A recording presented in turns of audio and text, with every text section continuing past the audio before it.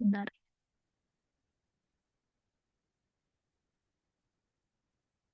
Oke. Ya.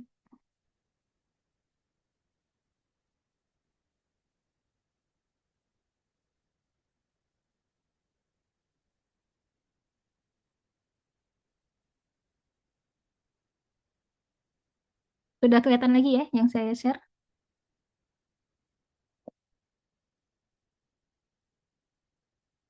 Slide-nya kelihatan? Kelihatan, Bu. Kelihatan, Bu. Kelihatan, Bu. Ya. Iya. Ini contoh ya, hasil dari TGA. TGA itu akan keluar termogram. Contoh seperti ini gambarnya. Jadi ada dua kurva di sini. Ini ada namanya kurva TGA yang saya tunjukkan ini. Kursornya kelihatan ya? Kelihatan, Bu. Oke, yang ya, yang ini namanya adalah kurva TGA.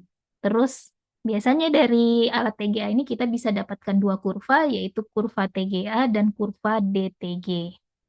Nah, kurva TGA itu nanti kita akan lebih bahas lebih lanjut ya. Ini hanya contoh pengaplikasiannya yang dipublikasikan. Nah, ini dia ada menggunakan nanotube ya, suatu nanopartikel. Terus ada juga yang perlakuannya menggunakan grafit. Jadi ada dua perlakuan di sini. Dan yang satu lagi ini C60. C60 ini saya lupa ini apa, tapi ada tiga sampel ya, C60 dengan nanotube dan dengan graphite. Nah, dengan Tega ini kita bisa lihat pada suhu ketika degradasinya paling maksimum, yaitu si produknya itu hancur atau terbakar gitu ya. Terjadi degradasi maksimum kalau C60 itu di 420 derajat Celcius. Kalau di graphite ini 645 derajat Celcius, sedangkan dengan nanotube atau nanopartikel ini dia suhu degradasinya bisa lebih tinggi, yaitu sekitar 695 derajat Celcius. Contoh lagi, ini penggunaan PGA untuk mempelajari bagaimana pengaruh ini Montmorillonite. Montmorillonite ini sejenis apa namanya? Tanah liat ya, tanah liat tapi yang dimodifikasi sehingga dia berukuran nano atau disebut juga dengan nano clay. Nah, nano clay ini bisa ditambahkan pada polimer, yaitu di sini dia menggunakan poliuretan. Poliuretan ini bisa digunakan untuk kemasan. Nah, poliuretan ditambahkan dengan nanoclay. Apa yang terjadi? Dia mau mengevaluasi bagaimana pengaruhnya si nanoclay ini terhadap polimer poliuretan. Nah, salah satu yang dia evaluasi adalah ketahanan panasnya. Nah, di sini dia menyimpulkan dari hasil TGA-nya, stabilitasnya itu sebagian besar dia ada beberapa nanoclay yang dia uji, itu tidak lebih baik gitu ya, dengan peningkatan nanoclay concentration. Tapi kalau pakai yang ini, Cloysite 15A ini, maka terjadi peningkatan stabilitas termalnya, yaitu meningkat 40 derajat Celcius. Nah, jadi kalau kita mau mengembangkan polimer, terus kita mau pakai untuk produk yang butuh pemanasan, maka ada baiknya gitu kalau kita tambahkan nanoclay yang seperti pada studi ini. Ini contoh TGA yang dia dapatkan ya. Tadi ada peningkatan pada Cloysite 15A. Nah, 15A di sini. Nah, ini kelihatan bahwa suhu ketika pertama kali jatuh, ya, suhu pertama kali terjadi penurunan massa, ingat ya tadi perubahan massa akibat perubahan temperature atau perubahan suhu. Nah, jadi di sini kalau dia masih lurus, masanya belum terlalu berubah. Nah, ketika dia turun atau jatuh, berarti masanya sudah mulai berubah dan disitulah terjadi degradasi. Ya, kalau pada suhu yang tinggi itu degradasi. Nah, terlihat di sini di awalnya ketika hanya poliuretan saja, tidak ada nanoklaynya. Ini yang warna hitam ya. Di suhu yang lebih rendah. Kalau kita turunkan ke sini, suhunya lebih rendah daripada ketika ditambahkan 10%. Nih, lihat yang putih ini ya, yang bagian ini dia lebih maju gitu. Maka bisa kita bilang bahwa suhu degradasinya lebih bagus ketika ditambahkan 10% nanoklay. Ini contoh publikasi saya juga, yaitu ketika mengembangkan bioplastik dari nanoselulosa. Nah, di nanoselulosa ini kita tambahkan ada tiga jenis, tapi di sini yang saya tampilkan cuman gliserol dan nanoclay. Jadi ditambahkan gliserol. Gliserol untuk apa? Untuk sebagai plasticizer. Plasticizer gunanya untuk supaya bioplastiknya lebih elastis gitu ya. Terus ditambahkan juga nanoclay, ini yang nanopartikelnya. Jadi nanoselulosa ditambahkan gliserol dan nanoclay. Gimana efeknya terhadap kestabilan panasnya? Nah, itu bisa dievaluasi dari TGA. Ini contoh hasil TGA-nya. Nah, kelihatan di sini dari awalnya 100%, di suhu sekitar 100 derajat Celcius ada terjadi penurunan massa. Nah, penurunan massa di sini ini adalah penurunan karena terjadinya evaporasi air. Nah, di sini kita bisa lihat berapa kadar air dari nanoselulosa ini. Ya, bioplastiknya berapa kadar airnya bisa kita evaluasi. Kita tarik saja garis ke kiri. Ya, ini sekitar mungkin 7%-an ya. Ini kan 90, di sini 100, berarti di sini mungkin sekitar 7 ya. Jadi sekitar 7% itu adalah air di bioplastik ini. Nah, kemudian dia terdegradasi gitu. Dilihat mana, kapan dia jatuhnya gitu. Nah, di awal ini ketika gliserolnya 70% ya, gliserol yang ditambahkan 70% itu paling banyak. Sedangkan kontrol tanpa ada gliserol, ternyata penambahan gliserol itu menurunkan stabilitas termal dari bioplastik nanoselulosa. Karena ini, dia mulai turunnya itu sekitar suhunya 150 derajat Celcius.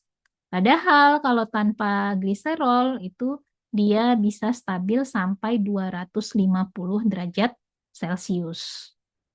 Nah, berarti ketika kita tambahkan gliserol, nanti kita harus mempertimbangkan memang elastisitasnya lebih tinggi, tapi kestabilan panasnya akan menurun. Apakah kita mau seperti itu? Dia tergantung aplikasi dari produknya. Itu untuk teori awal TGA. Ada yang mau bertanya?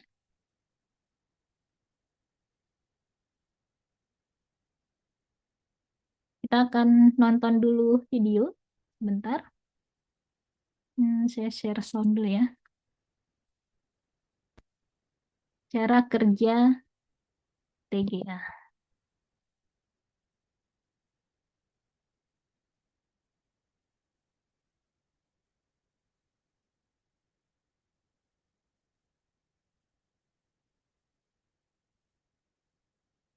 My energy bill dropped from $150 to $50 by doing this. My friends laughed at me when I spent $49 on a power panas dengan materi.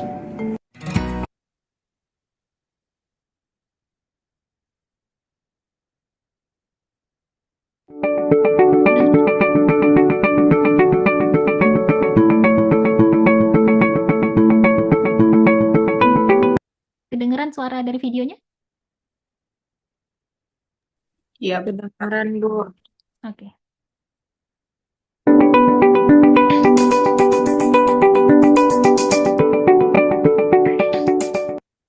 Oke, sebelum kita bahas tentang thermogravimetric analysis, Mari kita lihat dulu hubungan antara panas dengan materi. Heat atau panas adalah bentuk energi yang dapat ditransfer dari satu materi ke materi lainnya sebagai objek dan dinyatakan dalam satuan kalor. Sedangkan suhu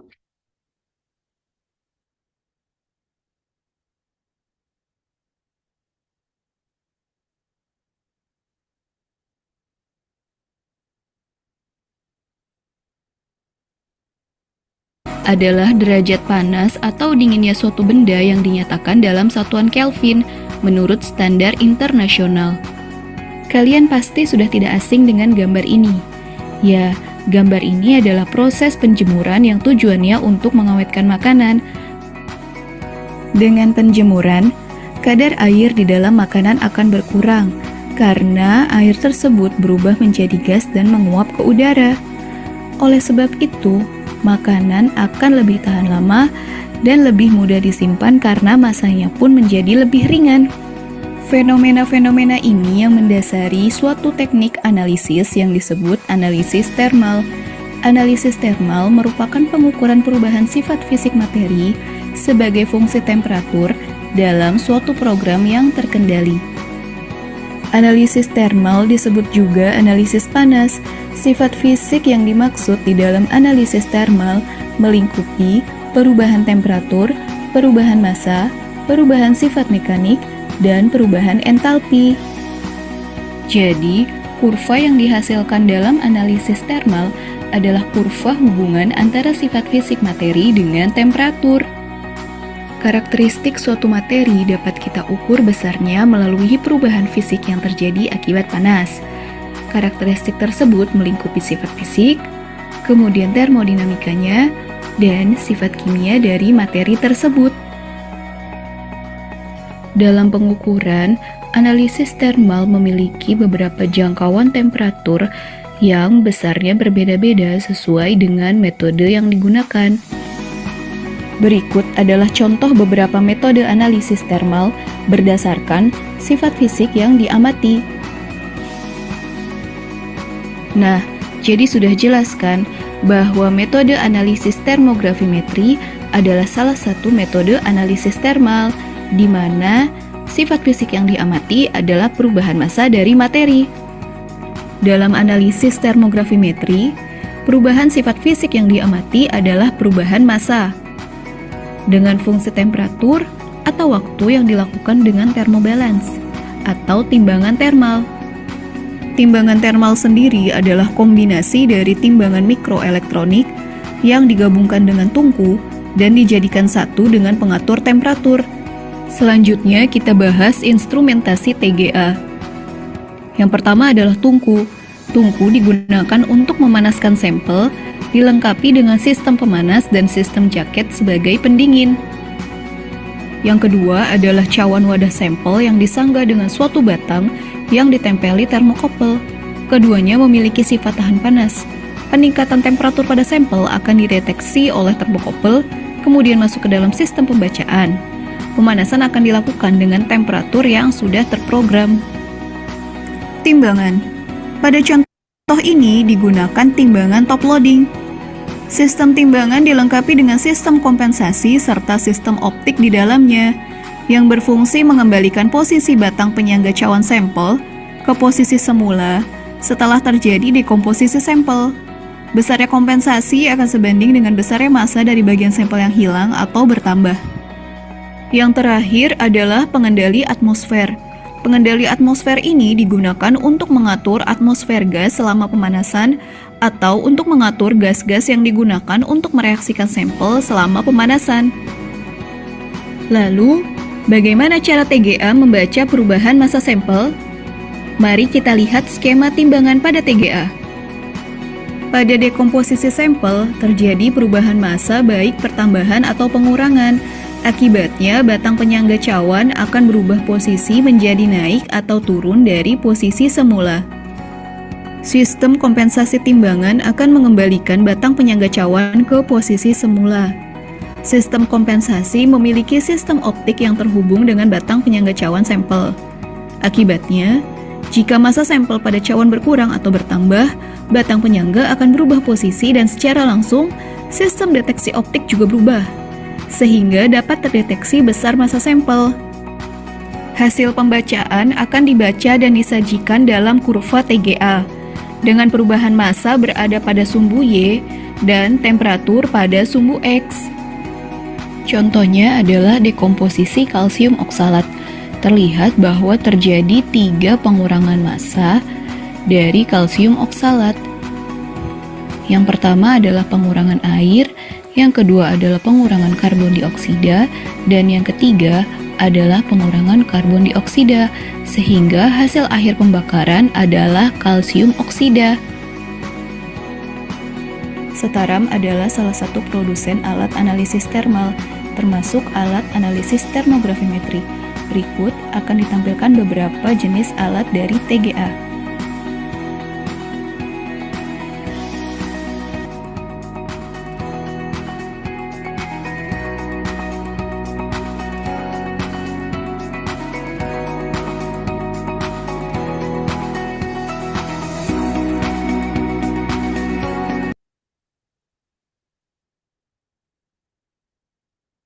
Ini contoh alat-alatnya saja ya. Kita percepat di sini.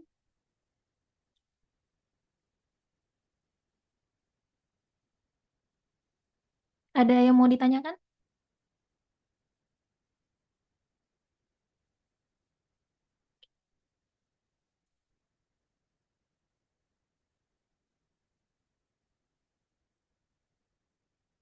Team Old Spice is coming into the...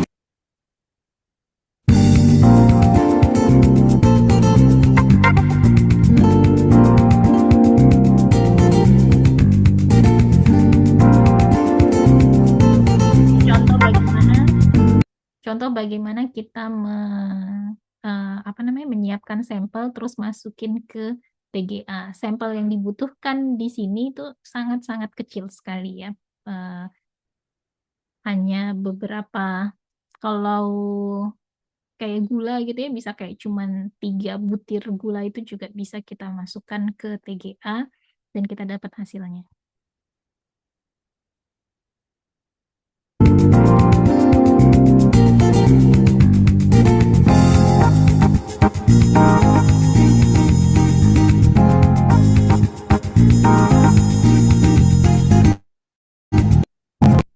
Nah, tadi gas bisa diatur ya, gas apa yang mau digunakan. Nah, di sini ada N2, di sini mungkin dia punya helium juga, terus ada oksigen, jadi terkontrol berapa komposisi yang kita inginkan.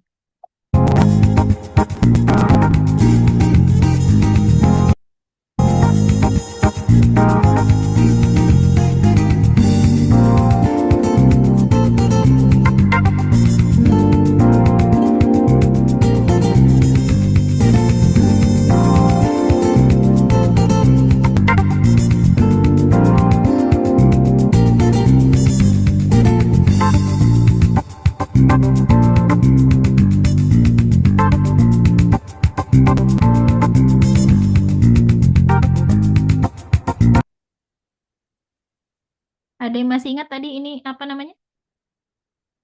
Bagian ini?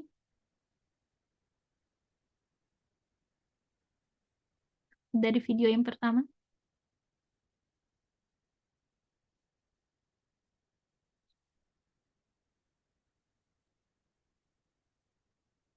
Ini lihat kodenya. Artinya ini apa?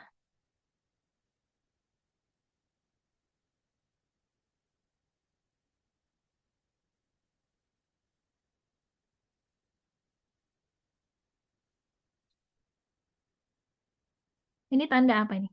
Kalau kalian lihat ini berarti ada tanda apa?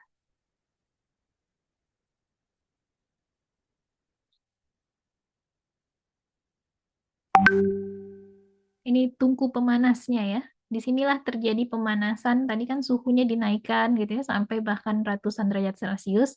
Nah, inilah tungku pemanasnya.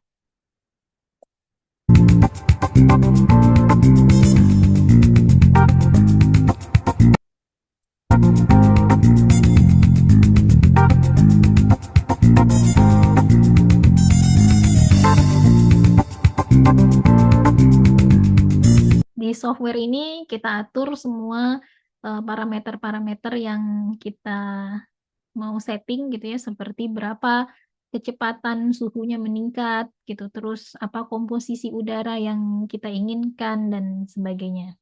Suhu maksimalnya bisa diatur di sini.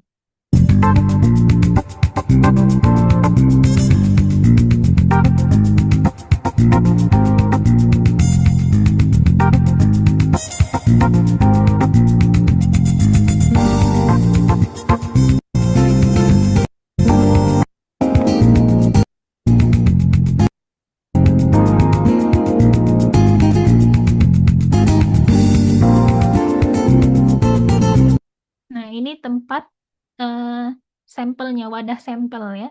Jadi di sini seperti kayak dikaitkan, kait ini yang terhubung dengan timbangannya tadi. Ya, ketika terjadi perubahan dari massa yang ada di sini, maka akan terdeteksi oleh timbangan. Dan ini termokapel, ini mendeteksi berapa suhu yang ada di sampel. Ini kecil sekali ya.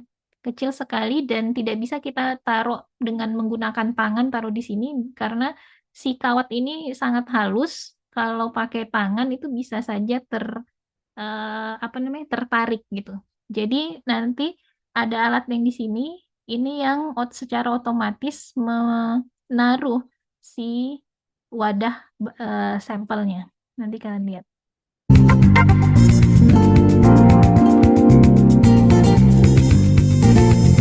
Kelihatan tadi ya, si wadah ini yang maju, dia yang mengambil wadah sampel.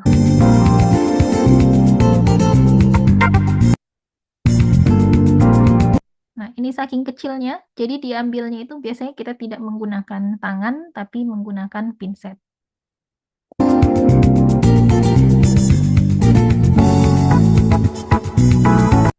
Sampelnya 10-15 mg.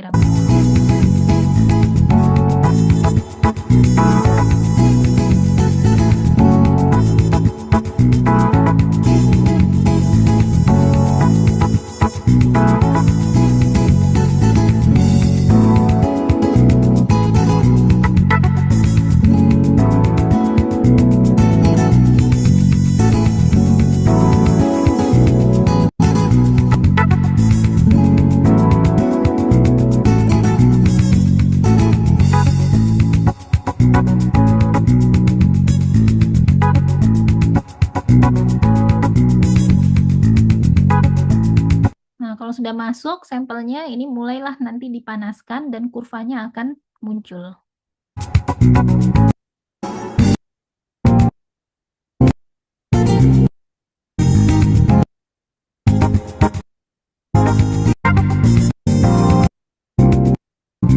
Dia masih setting ya. Setting. Nah, ini sudah mulai tadi dia men-setting, setelah settingannya oke, terus dia run, maka akan keluar ini. Nah, awalnya beratnya sekitar 10 lebih sedikit ya, 10 mg. Nanti kalian akan lihat bahwa dia akan menurun sepanjang suhunya meningkat.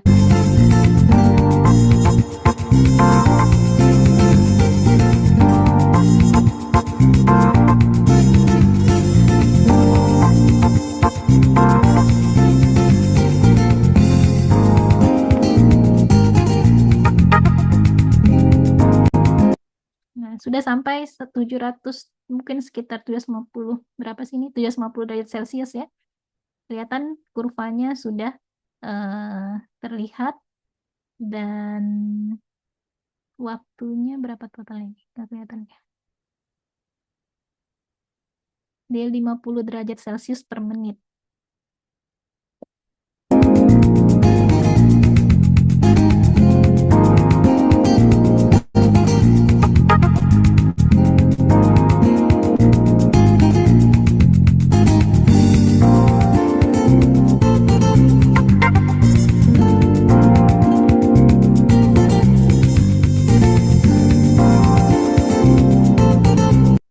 Oke, berikutnya dia akan menunjukkan bagaimana pengolahan datanya dengan menggunakan software TA Analysis. software TA analisis ini bawaan biasanya dari alatnya dan kita tidak punya, jadi kita akan analisis datanya menggunakan software yang lain. Bisa menggunakan Excel biasa, bisa. Hanya saja kurang disarankan karena biasanya datanya besar, banyak, sehingga kalau pakai Excel tuh biasanya bisa crash gitu ya, dia loadingnya lama. Mungkin kalau laptopnya powerful itu tidak masalah. Nah, jadi kalau saya sarankan bisa pakai Origin atau bisa pakai Magicplot. Kalian sudah praktikum ya? Sudah, Bu. Sudah analisis data pakai Origin? Belum. Belum. Kapan rencananya janjian sama Hairullah? Belum ada rencana. Belum janjian? Belum, Bu. Nanti tolong janjian untuk pengolahan datanya. Ya, atau kalau kalian bisa pakai Origin kan caranya sama seperti yang kemarin sudah dijelaskan, kalian perlu menentukan berapa puncak pertama, berapa luas area puncak pertama dan puncak kedua, berapa waktunya gitu. Sudah coba dianalisis datanya, TPA-nya? Belum.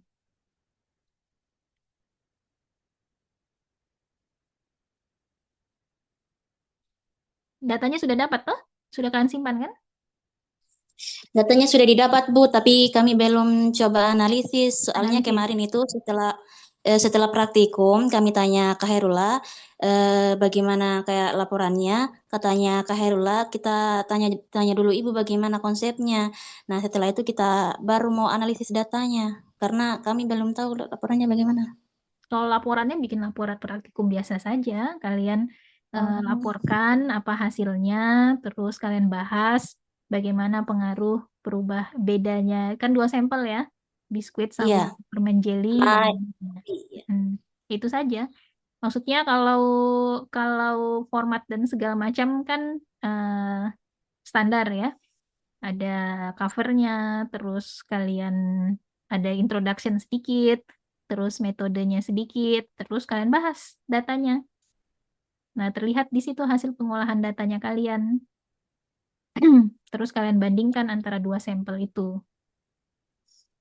Nah, mengolah datanya ini, kalau kalian bisa mengolah data pakai Excel, it's okay.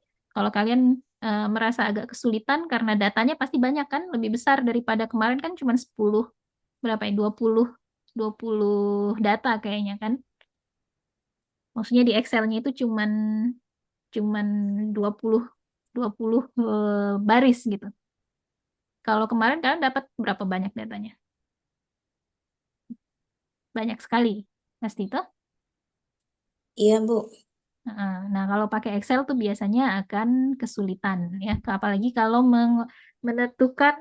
menentukan luas area pakai Excel kemarin kan kita tarik itu kita identifikasi mulai dari titik mana sampai titik mana itu kan semi manual gitu. Nah, jadi kalau kalian mau belajar bagaimana yang lebih praktisnya pakai Origin bisa nanti tanyakan sama Hairullah.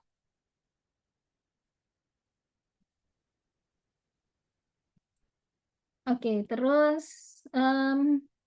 ya, jadi kurvanya tadi sudah disampaikan bahwa ada 2 ya, kurva TGA dan DTG. Kita akan karena kalian masih pengenalan, kita lebih fokus ke TGA. Tapi kalian harus tahu bahwa ada juga kurva DTG. Kalau tertarik dengan analisis thermal ini, bisa nanti mempelajari lebih lanjut. Ini juga memang di WHO tidak ada alatnya ya. Hanya saja kalau kalian skripsi mau memang mengevaluasi sifat thermal, ini enak sekali sih karena dia cepat analisisnya. Jadi kalian bisa kirim sampel, terus kalian analisis dari beberapa perlakuan kalian, terus kalian analisis menggunakan TGA, bagaimana degradasi suhunya, terus degradasinya apakah terjadi 1 kali atau 3 seperti Ca, kalsium oksalat tadi ya. Apa saja parameter yang banyak ya, parameter-parameter yang bisa kita tentukan dari TGA ini. Yang kita bahas di sini ada 4 dulu saja, yaitu jumlah atau kadar air, terus suhu onset. Suhu onset itu adalah di titik mana degradasi itu pertama terjadi. Terus suhu maksimum, yaitu di suhu berapa degradasi maksimum terjadi. Kalau T onset ini adalah suhu awal terjadinya degradasi. Berarti degradasinya masih kecil ya, karena baru terjadi degradasi. Kalau T max itu artinya degradasi terjadi paling tinggi. Nah, suhu berapa dia? Terus juga kita bisa mengetahui berapa kadar abu ya di akhir. Contoh di sini ya. Kalsium oksalat monohidrat. Ketika dipanaskan di awal, yaitu masih 100%, terus dia akan terjadi penurunan massa di suhu-suhu sekitar 100 derajat Celcius lebih, itu adalah terjadi penguapan air. Nah, berarti kita tahu di sini berapa kadar airnya dengan melihat berapa perubahan dari awalnya 100% setelah terjadi penguapan air tinggal berapa persen. Di sini kita anggap misalnya 83% sisanya. Berarti berapa persen kadar airnya? Saya asumsi saja ya, di sini tuh 83. Di titik ini tuh 83. Yang tersisa. Berarti berapa persen kadar airnya?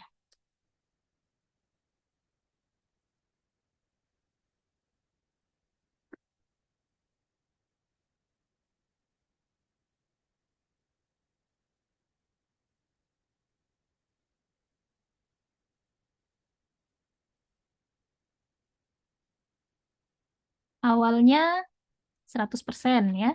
Beratnya utuh 100%.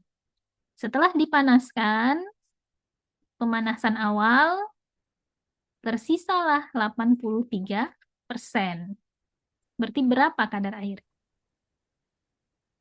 17%, Bu. 17%. Ya. Sekitar 17%. Ini hanya perkiraan ya, karena kita tidak punya data aslinya. Berarti ada 17% airnya. Ya, ini sebentar saya baca dulu dia pakai gas apa ya. Kita anggap ini dipanaskannya Pak dengan menggunakan udara ya, udara atmosfer artinya ada oksigen. Kalau ada oksigen kita bisa menentukan kadar abu. Kalau tidak ada oksigen itu biasanya masih ada karbon yang tersisa, maka tidak bisa kita lakukan analisis kadar abu. Nah, ini tadi kadar air ya, 17. Setelah itu yang tersisa di sini berarti adalah kalsium oksalatnya saja. Monohidrat atau airnya sudah keluar.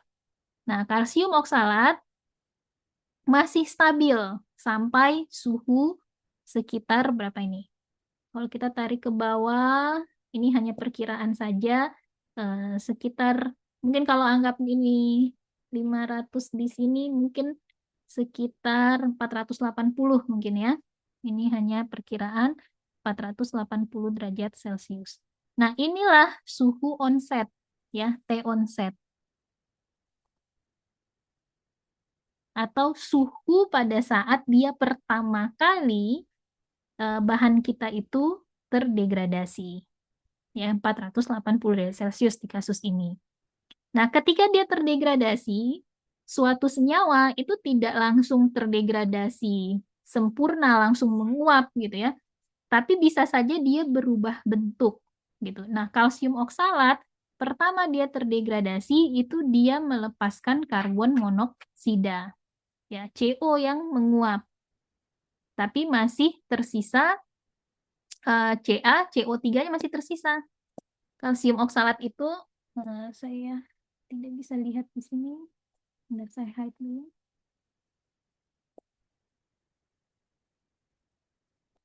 Ya. Di kalsium oksalat itu ada kalsium, ada karbon, ada oksigen. Ada monohidrat, ada hidrogen juga. Jadi ada beberapa unsur di dalamnya yang membentuk senyawa kalsium oksalat. Nah, Ketika di sekitar 480 derajat Celcius, dia mulai terdegradasi. Tapi bukan langsung pecah semua, hilang semua gitu. Dia terdegradasinya ternyata 2 tahap. Tahap pertama apa yang terjadi? CO-nya hilang. Karbon monoksidanya keluar. Sehingga tersisa CaCO3. CaCO3 ini mulai terdegradasinya di suhu berapa? Sekitar suhu 700 derajat Celcius. Ketika 700 derajat Celcius, apa yang terjadi? CO2 dari CaCO3 ini, CO2-nya itu keluar gitu. Sehingga nanti yang tersisa di akhir tinggal CaO atau kalsium oxide. Nah, kalsium oxide ini merupakan mineral. Jadi yang tersisa di sini bisa kita bilang adalah kadar abu. Ups. Ini abu ya. Nah, kalau kita coba tarik garis, ini kira-kira kadar abunya berapa persen? Berarti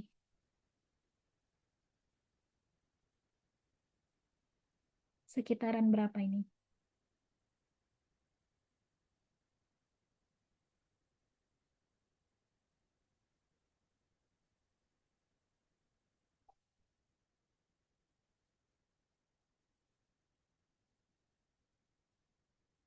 Yang tersisa itu adalah abu. Berarti abunya berapa persen?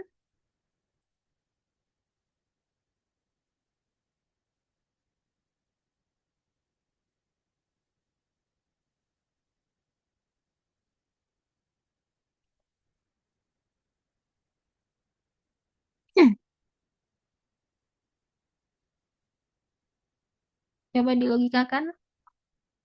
Berapa persen berarti abunya? Yang tersisa dari hasil pemanasan pada suhu tinggi yaitu abu.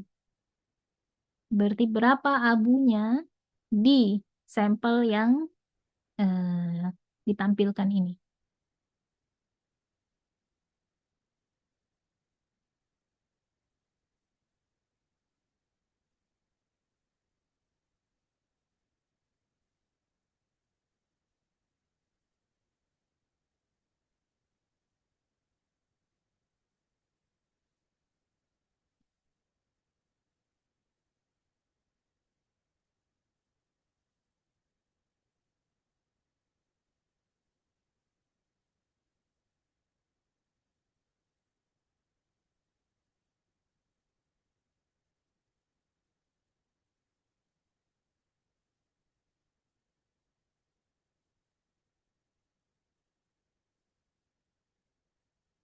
Enggak ada yang bisa jawab.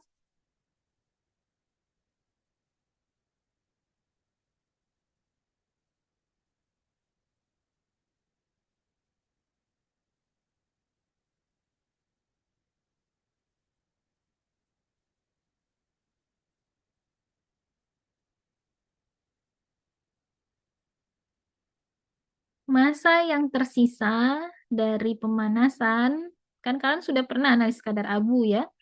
Massa yang tersisa dari hasil pemanasan itu adalah abu atau mineral. Berapa massa yang tersisa di sini? Setelah dipanaskan sampai 1000 derajat Celcius.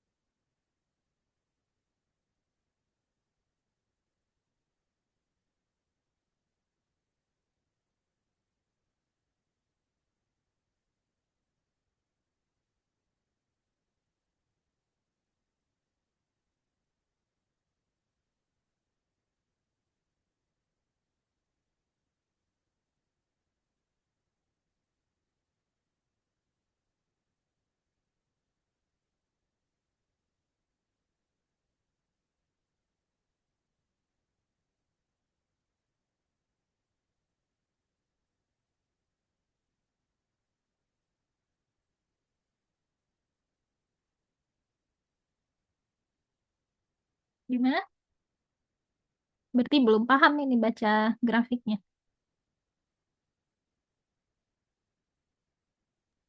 Iya, Bu. Tadi, hapus dulu semua ya. TGA itu menunjukkan apa? Perubahan apa terhadap apa? Suhu terhadap Perubahan apa? Di sumbu Y di sini apa nih? Sumbu Y ini apa?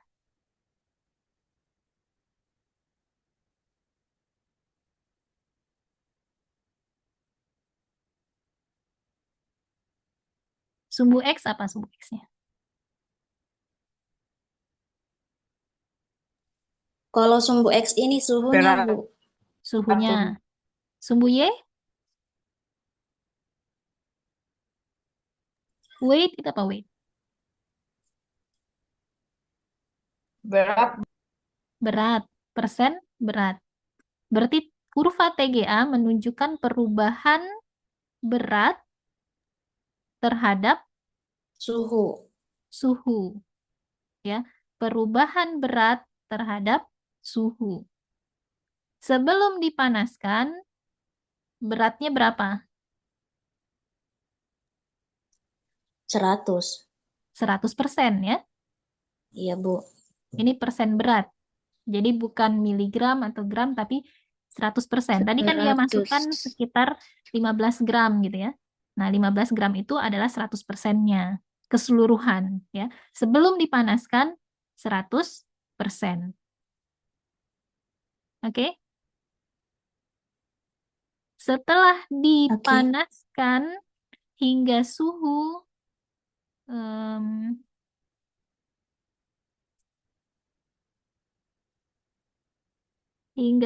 sekitar ini berarti 200 ya. Setelah dipanaskan hingga suhu 200 derajat Celcius, berapa massa yang tersisa?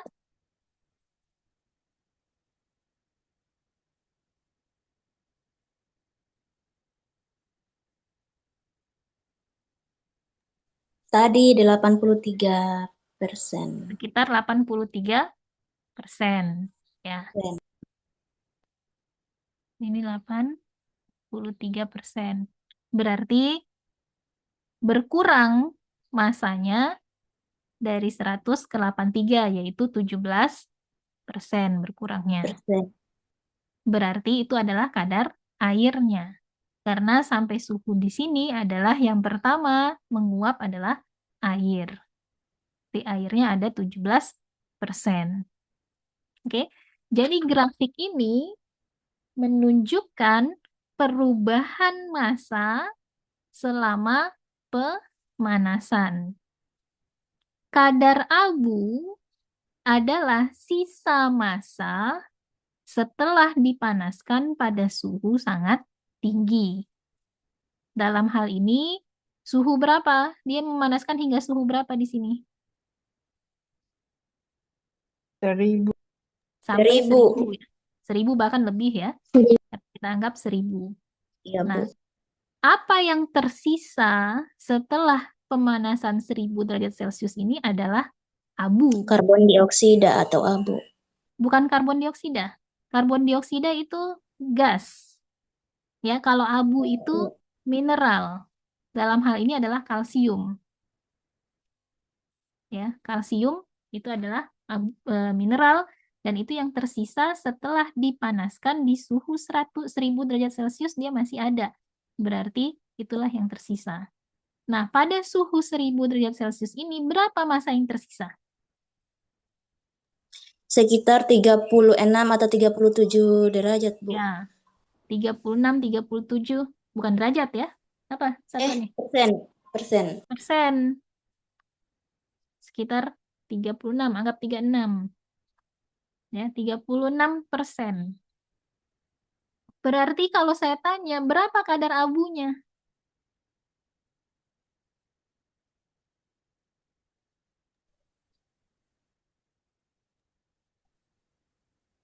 Itu yang ditanya masanya Kadar abu. Kadar abu. Kalau kadar itu dalam persen.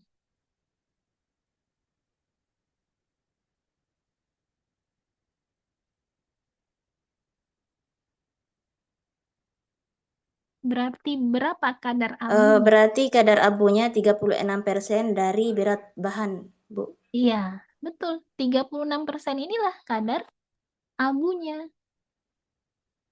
Karena apa yang tersisa setelah dipanaskan pada suhu yang sangat tinggi.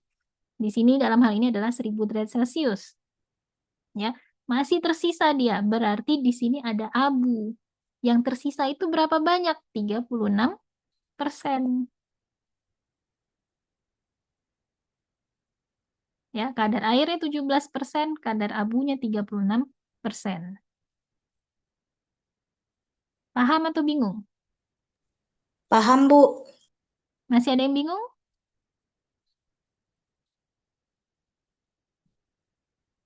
Coba saya punya lagi tidak ya? Ini agak kurang. Ini deh. Saya perbesar nggak ya?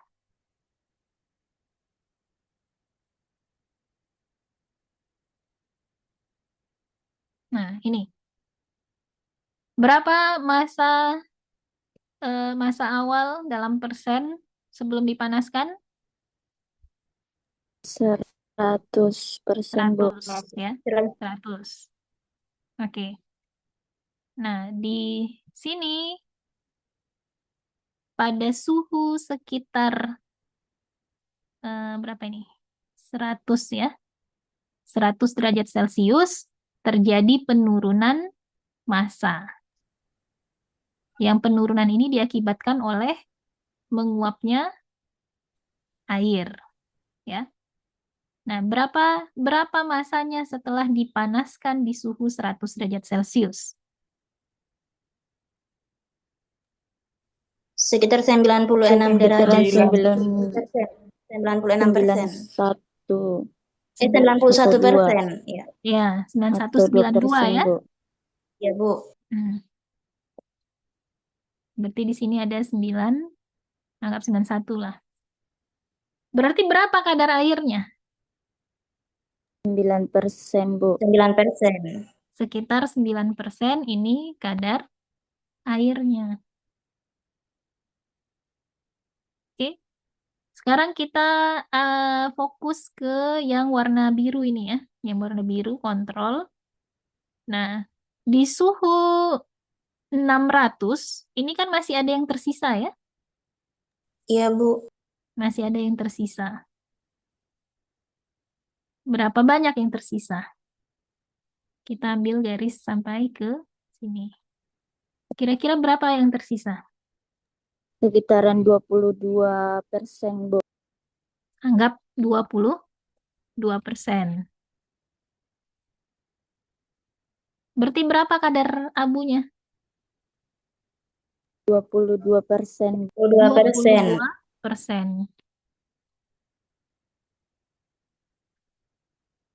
Kadar abunya 22%. Ya. Berarti kalian sudah tahu ya cara baca kadar air, baca kadar abu. Terus ada yang parameter yang penting yang lain yaitu T onset. T onset itu apa tadi? Suhu terjadinya degradasi awal. Ya, fokus pada yang warna biru. Di mana terjadi degradasi awal? Coba bisa diaktifkan yang untuk apa sih ini istilahnya? Yang kayak tanda pensil itu. Coba tandai di mana letak terjadi degradasi awal. Degradasi awal itu adalah ketika mulai terjadi penurunan massa yang signifikan. Fokus pada sampel yang berwarna biru. Di bagian mana? Coba ada yang bisa tandai.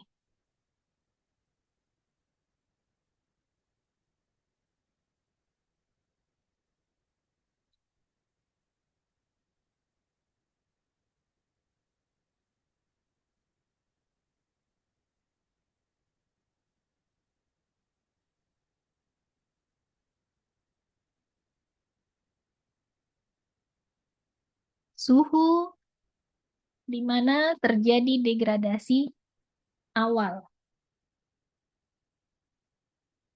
Yang warna biru itu terjadi degradasi awal di sekitar mana titiknya? Itu sudah kalau yang sekarang ditandai warna biru, itu degradasinya sudah terjadi sangat tinggi. Ya, Rifka. Ya, mendekati. Ya, Herti di mana?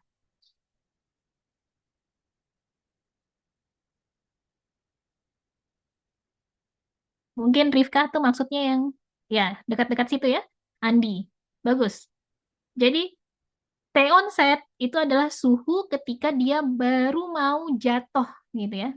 Pas mau jatuh. Jadi kalau saya ambil mungkin di sini lah ya, tengah-tengahnya. Ups. Saya pakai garis supaya kelihatan lebih ya. Nah, sekitar di sini. Nah, terus kita cek berapa suhunya di titik itu. Sekitar berapa itu suhunya? 100 200 berapa? 20 220 derajat kira-kira, Bu. Sekitar 220 derajat ya, karena ke sini 250, berarti tengah-tengahnya sekitar 220 atau 225.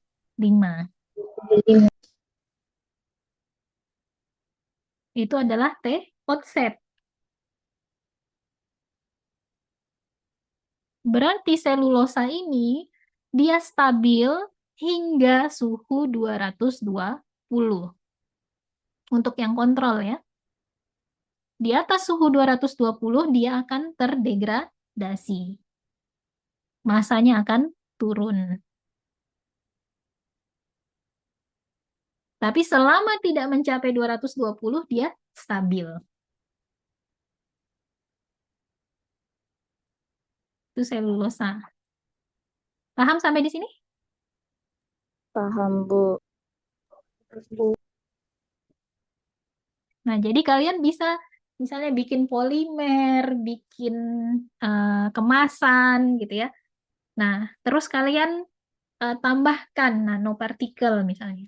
Terus mau lihat apakah jadi lebih stabil tidak dia terhadap panas. Atau kalau dalam hal yang contoh ini, si polimernya ditambahkan plasticizer. Plasticizer itu memang biasanya dia menurunkan kestabilan panas. Ini T onset untuk yang kontrol. Saya hapus dulu biar tidak terlalu banyak. T onset untuk yang kontrol itu sekitar tadi 220. Coba lihat yang warna ungu. Ya, warna ungu yang ini. Berapa T onsetnya?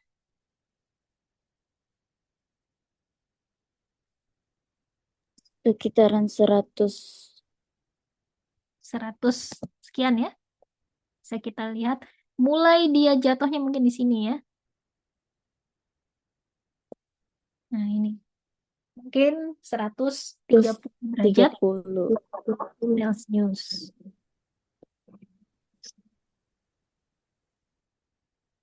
Maka dia sudah turun. Kalau seandainya kita mau lakukan sterilisasi, produk kita mau disterilkan. Sterilisasi suhu berapa? Kalau pakai autoclave itu?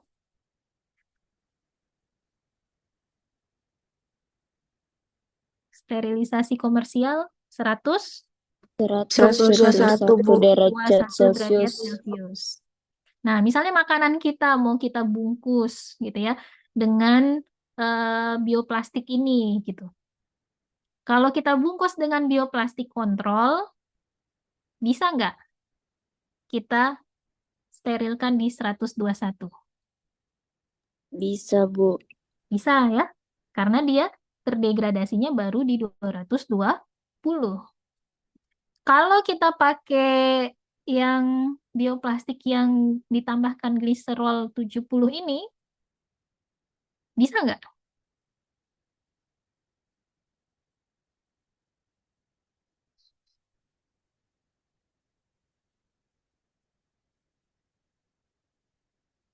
Bisa tidak? Bisa Bu, karena terdegradasinya itu di 130, sekitaran 130. 130 tadi di sini ya. Oke. Dari sisi suhunya memang masih lebih tinggi ya, 130 dengan 121. Tapi kalau sudah terlalu dekat, itu biasanya sudah kita tidak pakai lagi. Karena ini 121, kalau kalau 1 detik saja mungkin dia masih oke. Tapi kan 121 selama 15 menit. Maka peluang terjadinya perubahan-perubahan pada si plastik kita itu besar. Mungkin dia jadi lebih lunak gitu ya, atau mungkin ada polimer atau monomernya yang jadi termigrasi ke dalam produk kita, atau plasticizernya berpindah ke sampel ke produk makanannya gitu. Jadi kalau sudah terlalu dekat, ini biasanya sudah tidak bisa kita gunakan. Beresiko. Nah, jadi contoh ini apa namanya? Contoh aplikasinya gitu ya. Kalau bioplastik kontrol bisa kita gunakan untuk terjadinya apa? Mensterilkan si produk kita dalam 121 derajat Celcius. Tapi kalau kita menggunakan plastik yang ini, maka nggak bisa. Tapi apakah bioplastik yang ini tidak bagus? Belum tentu. Kan banyak produk-produk yang tidak perlu dipanaskan. Ya. Nah, jadi tergantung aplikasinya. Oke. Untuk membaca ini, apakah ada pertanyaan? Atau sudah paham?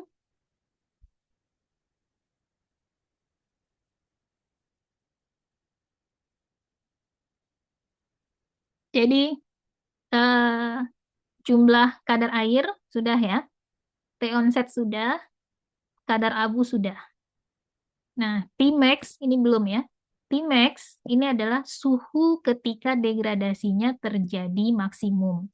Ini tidak bisa dilihat di TGA, tapi lihatnya di kurva DTG. Kurva DTG itu seperti ini. Jadi yang merah, sorry ini ternyata gambarnya tidak terlalu bagus resolusinya ya. Yang merah ini adalah kurva TGA, dan yang birunya adalah kurva DTG. Kalau TGA itu kan hubungan antara berat sampel dalam persen dengan suhu. Kalau DTG itu hubungannya antara perubahan berat, ya, perubahan berat. Ini lihat berat satuannya berat dalam persen per menit. Jadi perubahan berat dalam satuan waktu. Nah, di sini bentuk kurvanya beda ya dari yang si TGA. Nah, Tmax yang kita lihat itu adalah kita lihat di ujung ininya. Ya, puncak-puncak ini. Itu adalah Tmax atau suhu maksimal. Yaitu suhu ketika terjadi degradasi maksimal. Kalau onset itu kan tadi di sini ya. Ini onset. Suhu ketika degradasinya baru mau terjadi. Pas pertama kali terjadi itu adalah T onset. Kalau Tmax adalah suhu ketika degradasinya itu paling tinggi. Nah, yang kalau di awal tadi kan masih air yang menguap gitu ya. Suhu air menguap paling banyak ya, paling banyak air itu menguap adalah nanti di ini, lihat ini Tmax-nya. Yang ini. Yaitu kalau kita lihat ke bawah, Tmax-nya sekitar 200 derajat Celcius. Itu untuk air. Kalau degradasi kalsium oksalatnya, yaitu terjadi paling maksimal, yaitu di sini. Yaitu di suhu sekitar 500 derajat Celcius. Ya. Jadi Tmax itu kita pakai DTG. Waktu kita tinggal 10 menit ya. kayaknya kita tidak bisa kerja sama-sama. Cuman kan ini ada rekaman, jadi bisa kalian coba sendiri nanti. Ya, saya akan kasih contoh data TGA. Ya, ini data TGA. Kenapa saya bilang banyak sekali? Ini saya scroll ke atas ya. Masih data terus. Ini ribuan. Satu kali kita running itu kita dapat datanya ribuan. Nah, kalau ini diolah menggunakan Excel, itu kalau sudah beberapa sampel itu biasanya Excel-nya sering crash ya, pengalaman saya. Tapi mungkin karena saya menggunakan komputer yang tidak terlalu powerful mungkin. Kalau yang powerful ya mungkin dia tidak masalah. Nah, pengalaman saya itu lebih enak kita membuat grafik dengan data yang banyak itu kalau nggak pakai Magic Plot, pakai Origin. Magic Plot itu ada eh, versi gratisnya gitu ya. Makanya saya lebih menyarankan pakai ini. Nanti kalian install Magic Plot. Jadi ada versi Pro, ada versi free-nya. Ini versi yang free. Jadi kita copy tadi semua data yang ada, ya. Biasanya saya hapus dulu bagian, kan kalau kita lihat tadi data ini ya, di bagian atas itu ada keterangan-keterangan.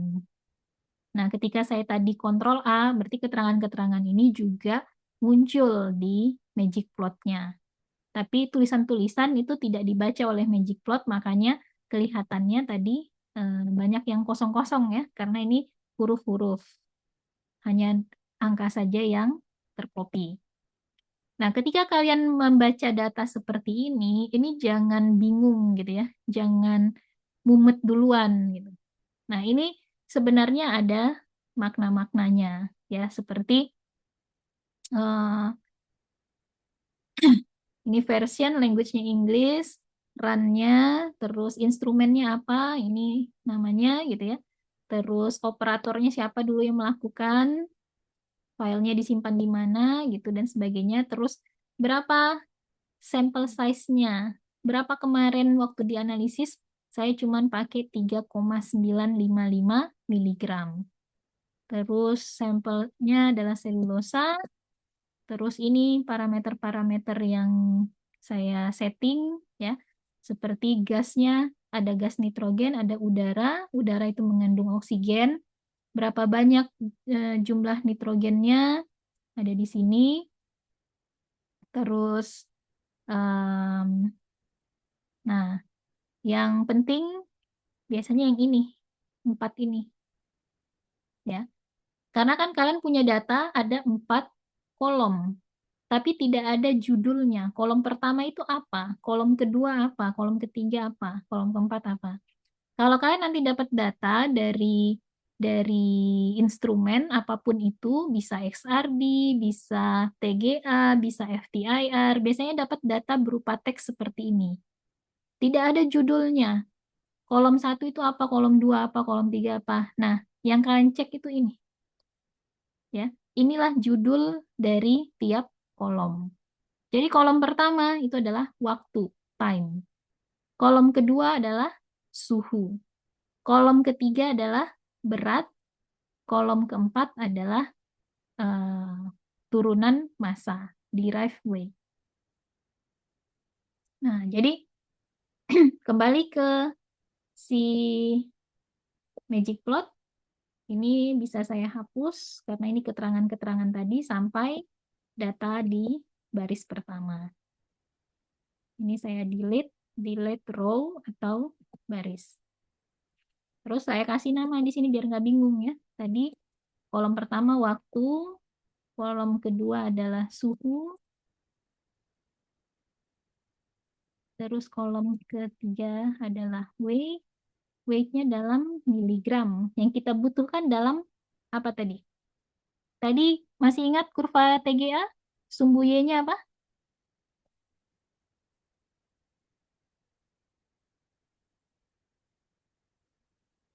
Sumbu X-nya tadi apa? TGA? Temperatur. Temperatur. Sumbu Y-nya? Berat. Beratnya dalam satuannya? Persen, Bu. Persen. Persen ya? Beratnya persen. Nah, tapi di sini data kita beratnya adalah miligram. Nah, maka kita perlu konversi dulu beratnya ke persen. Di awal itu, tadi kan beratnya kita udah tahu ya. Berat awalnya ini 3,9550 miligram. Ini saya copy. Nah, maka kita cari berapa persennya. 3,9531 ini berapa persen? Nah, maka kita di sini kalau di Excel kalian bisa masukkan formula, di Magicplot juga bisa.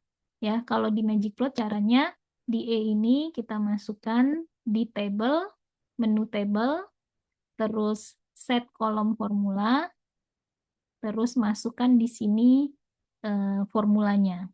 Nah, untuk mencari persen, kita tahu bahwa kita mau bagi massa dalam miligram yang di sini, berarti kolomnya apa? Di kolom C. Kolom C itu dibagi dengan berat totalnya tadi 3,955 dikali 100%. 100% itu persennya nggak usah ditulis, persennya itu sebagai satuan gitu ya. Banyak yang salah itu ditulis lagi 100% gitu. Kalau persennya nanti itu sebagai satuan. Nah, jadi ini kolom C dibagi dengan total massa dikali 100%, klik apply, terus klik OK. Nah, sekarang kita sudah dapat berat dalam persen. Nah, sekarang tinggal bikin kurvanya. Bikin kurva ada di sini menunya, tambah terus create figure ya. Terus pilih line. Nah, masukkan apa yang menjadi sumbu X. Sumbu X-nya adalah suhu ya. Nah, di sini di kolom ini biasanya ada yang dia kasih sebagai saran, tapi kita tidak perlu, maka kita buang ya. Index ini kita remove. Nah, temperature kalau yang dikasih centang ini berarti sumbu X-nya, yang tidak dicentang berarti Y-nya. Nah, kita mau sumbu X-nya adalah suhu, sumbu Y-nya adalah weight dalam persen. Terus add to figure. Nah, inilah jadinya TGA-nya kita. Ini untuk sampel 1. Nanti kalian bisa kasih nama di sini ya. Nah, sekarang bisa kita tentukan berapa kadar airnya. Ya. Kadar air itu di sekitar titik ini. Ya. Di titik ini sisanya berapa? Nah, kalian bisa lihat di, soalnya kalau nanti kalian lihat di sini ya. Kelihatan ini saya, kursornya saya di kiri bawah ya. Kalau saya ini kan kursor saya di sepanjang garis ini, nanti posisinya itu kelihatan di kiri bawah. Coba lihat kiri bawahnya berubah-berubah angkanya. Lihat ini, ya. Nah, kadar air itu kan sudah terjadi nih pemanasan sampai suhu sekitar 100, di sini mulai stabil. Nah, berarti yang hilang di sini adalah kadar air. Yang tersisa berapa persen di sini? Bisa kita lihat di kiri bawah, itu angkanya ada 84,85 dan 93,06. 84 itu untuk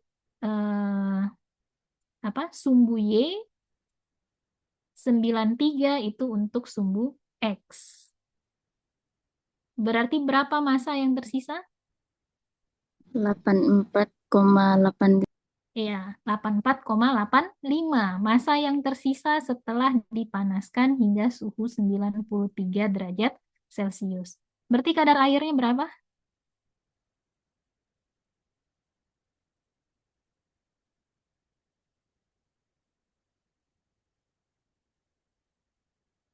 Lima 5,15. Massa yang tersisa 84. 16. Berapa? 100 dikurang 84 berapa? 16%. 16%. Ya, kadar airnya adalah 16%. Berapa T onset? T onset itu ada di kisaran di sini. Ya, kisaran di sini. Yaitu sebelum dia turun. Nah, T onsetnya berapa di sini? 92 derajat. 9.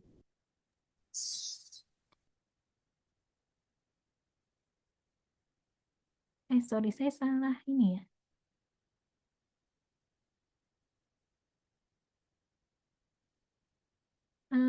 Sorry. Yang di sebelah kiri itu X, sebelah kanan itu Y. Sorry. Jadi yang ini tadi, tadi 84 ya.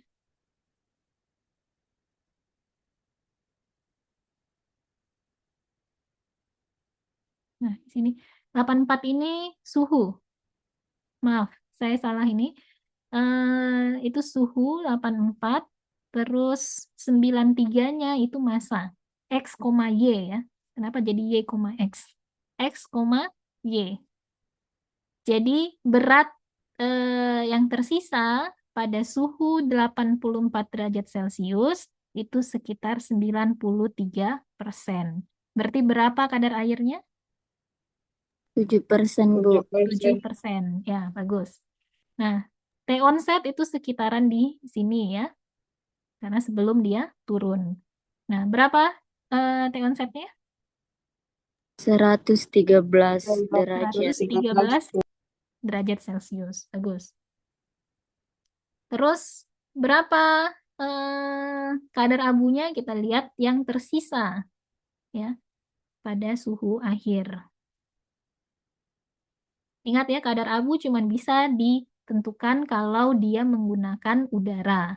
Kalau hanya nitrogen atau dia hanya menggunakan gas seperti tadi ada argon ya, nah itu tidak bisa kita tentukan kadar abu. Kalau dia pakai udara atau air yang mengandung oksigen bisa kita tentukan kadar abunya.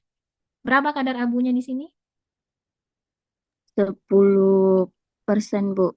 Sekitar 10% atau 10,8%. Gampang ya? Nanti saya akan kasih 2 data TGA. Nah, kalian tentukan yang 3 itu. Kadar air, T onset, sama kadar abu. Dan kalian kasih saya grafiknya.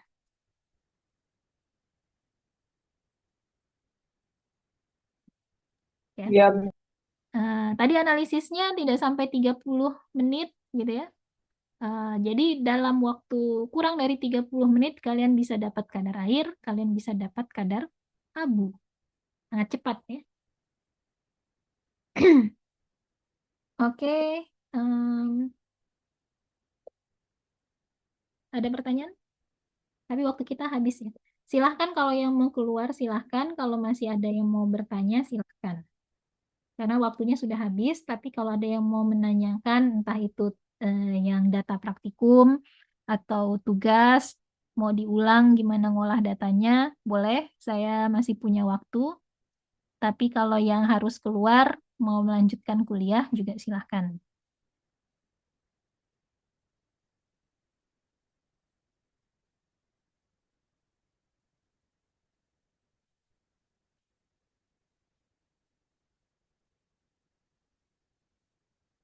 Ada?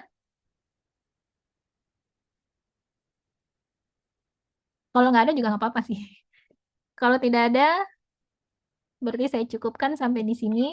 Kalau kalian butuh ketemu satu kali lagi setelah kalian kerjakan tugas, ada kesulitan, terus ingin kita Zoom sebelum ujian,